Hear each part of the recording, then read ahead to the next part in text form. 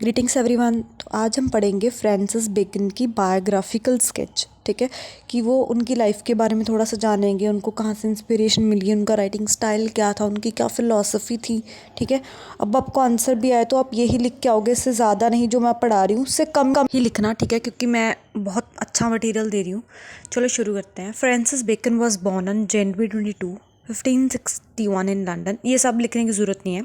ठीक है, उनके फादर का नाम भी लिखने की ज़रूरत नहीं, बस आपको ये देखना है कि ही केम of N aristocratic family.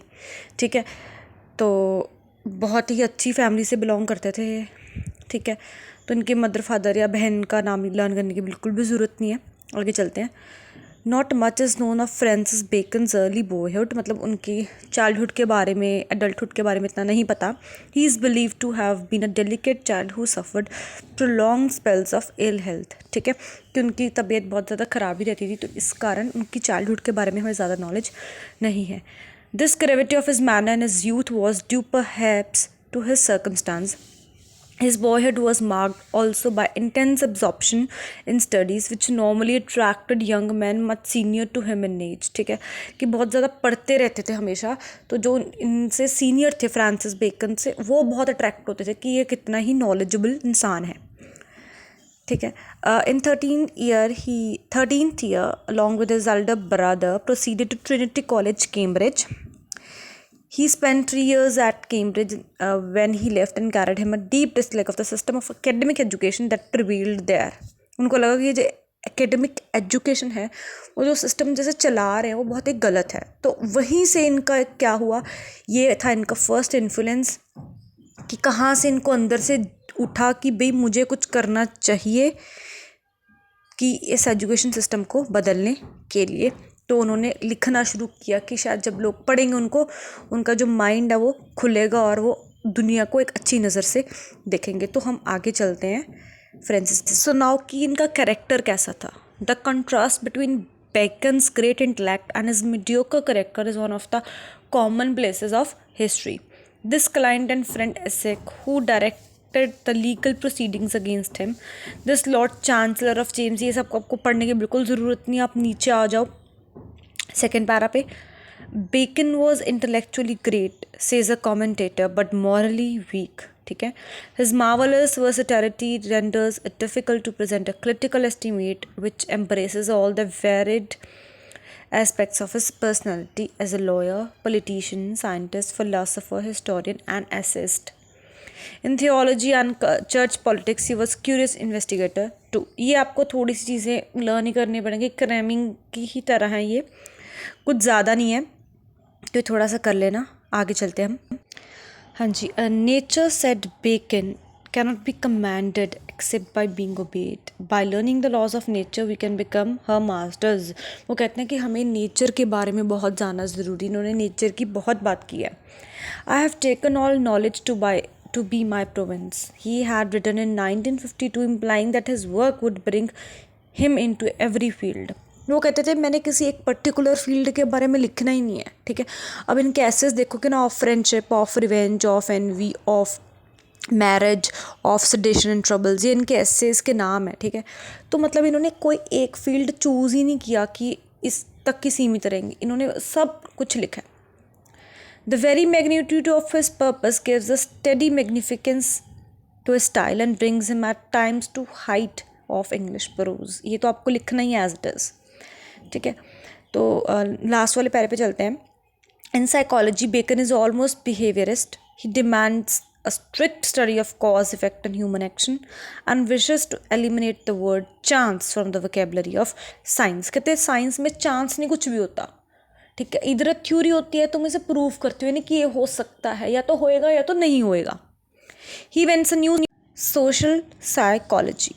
Philosophers should diligently inquire into the powers and energy of custom, exercise, habit, education, example, imitation, emulation, company, friendship, praise, reproof, exhortation, reputation, laws, books and studies. कहते हैं कि ये नहीं कि सिर्फ science पढ़ी जो experiments वाली है, नहीं, सोशल साइकोलॉजी भी, ये भी एक तरह की साइंस है। एक इंसान को पढ़ना, उसके बिहेवियर को पढ़ना, उसके तौर तरीके, उसका माइंड कैसे इन्फ्लुएंस करता है, ये सब चीज़ों को भी पढ़ना बहुत ज़रूरी है। और ये आप ज़रूर ऐड करोगे कि बेकन की फ़िलॉसफी क्या थी। चलो नेक्स्ट चलते हैं। सो अब आगे पढ़ते हैं बेकन्स लिटरली स्टाइल। कितना कुछ लिखते हैं बट किस स्टाइल में लिखते हैं, दैट इज़ वेरी इंपॉर्टेंट। ठीक है, इधर आप उनका कोई ऐसे लिख रहे हो, उनके बारे में लिख रहे हो, कोई भी ऑथर के बारे में लिखते हो, उनके स्टाइल के बारे में लिखना इज़ सुपर इम्पॉर्टेंट। चलो पढ़ते हैं। In the last analysis, it is by force of style that Bacon transmutes literature of knowledge into literature of power. ठीक है, बहुत ही अच्छा सेंटेंस है। It admitted to lightening his torch of other men's candles, he left much unfinished. वो कहते हैं कि उन्होंने कई टेक्स्ट कंप्लीट नहीं किए कि आगे जो रीडर है वो खुद और जाने और खुद अपना दिमाग चलाए। He lies open to criticism of specialists on all sides but among those who have used language reliably, forcibly and subtly he is unassailable. वो कहते हैं कि उन्होंने ओपन टू क्रिटिसिज्म रखा, मतलब एक ओपन एंडिंग की है कुछ अपने वर्क्स की, कि जो मेरे वर्क्स रीड कर रहे हैं वो आगे खुद गेस करें उन्हें क्या करना चाहिए लाइफ में। ठीक है, yet it is not wise to approach him as a pure stylist, he is an applied art. ये बहुत इंपॉर्टेंट है, नोट कर लो। He is always busy with some observation, reflection और argument. It is to that his readers must first attend.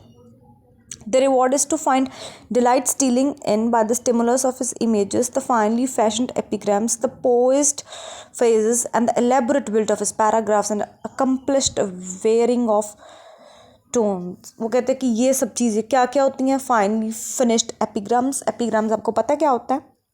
Comment down करो जिसको पता है। It is super important for you people who are pursuing literature. पोएस्ट phrases, बड़े बड़े paragraphs, कुछ irrelevant भी होते हैं, कुछ नहीं भी होते। ठीक है, वो बड़े बड़े पैराग्राफ्स और एक ही टोन में लिखते थे वो। He was distrustful of the imagination, I would keep it subservient to the reason. The result is displaying of a rhetorical power such as own theory. Rhetorical मतलब जब क्वेश्चन पूछते हो आप। He was the life to the dangers of language and yet fascinated by it. But his practice at the bar in parliament and at court he taught him. मतलब इन्होंने बार में भी काम किया है, पार्लियामेंट में भी काम किया, उन सारी चीज़ों से ज्ञान लेके इसमें डालते थे। Words is reflected by nicety and savour of those remarks and essays which have been quoted until the rank as proverbs. कि ऐसे लिखते थे कि वो उनको भी वो proverbs बना देते थे। ठीक है, तो अब मेरी नेक्स्ट पूरी लिस्ट आएगी। हर एक इनके ऐसे, हर एक नहीं मतलब कोशिश करूँगी कि 10 ऐसे इंपॉर्टेंट निकाल के उनको उनकी एक सिंगल वीडियो बनाऊँगी। उनमें आपके प्रॉपर नोट्स होंगे। तो आप क्या करना, कोई भी मेरी एक वीडियो उठा के ना उनमें से रेफरेंस देना। अब आप इनकी ऑटोबायोग्राफी के बारे में तो लिखोगे, सॉरी बायोग्राफी के बारे में तो लिखोगे, बट अगर एग्जांपल नहीं दोगे that would be like not a perfect answer. तो कोई भी एक ऐसे उठाना, 2-3 नाम लिख लेना, जैसे ऑफ मैरिज लिख लो, of marriage, of sedition and troubles, SEDITION and troubles, of envy, ठीक है, ऑफ फ्रेंडशिप, ऑफ स्टडीज़, ये इनके नाम है, तो आप ये मेंशन कर सकते हो। और ये मैं आज से दूंगी भी, आपको वीडियोस भी आएंगी इनकी, तो उसमें से आप देख लेना, कुछ चीज़ें उठा लेना कि उन्होंने ये बोला ऑफ स्टडीज़ में, तो उनकी फ़िलॉसफी ये कहती है। ऐसे भी लिखना बहुत ज़रूरी होता है, 1-2 कोटेशंस भी कर लेना। Do subscribe for more videos.